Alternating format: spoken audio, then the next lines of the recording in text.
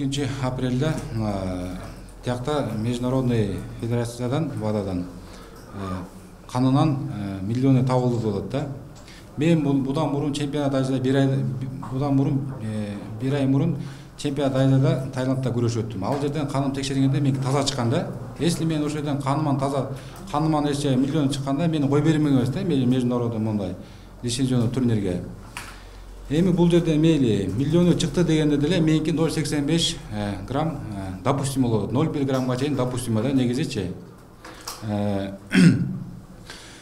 Кайра ошо миллиону чыкты дегенден кийин канман 10 күндөн кийин мага Эрали Викоско силерге разрешение беребиз деп ошо ВАДАдан келишти. Болду мына Эрали Викоңорго, мына Кенже Викоңорго деп ошол жактан ВАДАдан келди. Болду эми Олимпиадага кыжалат болбой жаштап уже даярдана бергиле депчи. Мен тренировка кылып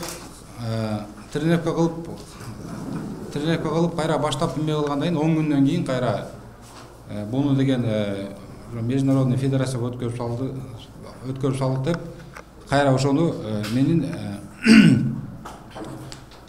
миллиону чыкты деп кайра менин мемемди лицензиямды Индус мамлекетинин спортсменине берип салды да.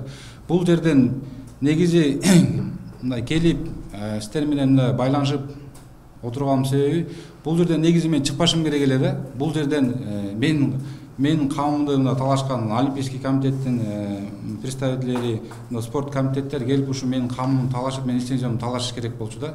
Мындай бир айдан бери күттүм. Сурадым, эмне болот десем, биз письмо жөнөттүк. Мен ошонун жообун күтүп атабыз деп ушинтип отурушду да аларчы. Мына мен айла жок, мына чыгышым, айла жок, бул жакка мен чыгышым керек болуп калды да. Бул жерден эч кандай мен өзүмдүн күнөөмдү жок деп ойлойм да, бул жерденчи. Бул жерде мына Бактур Насыровна Кыргызстандан 4 киши ВАДА дегенде ошол жактан айлык алышат экен да. Ошол жактан иштетилет экен. 2015-жылдын аягында Россияда, ошо Астанада собрание болуп турат экен да. 2016-жылы Олимпиаданын астында миллион ичкенге болбойт депчи. Ошолордун врачтарынын баары келип бизде Бактур Насыровна дагы Саламат деген ошо төртөө келип бизге айтыш керек болчу да. 2016-жылы запрет кылды, буларды ичкенге болбойт депчи. Ошолордон эми кайдыгер карагандан, ошолордун салакалынан мен жөн эле бияктан страдать этип атам да, мындай айткандачы.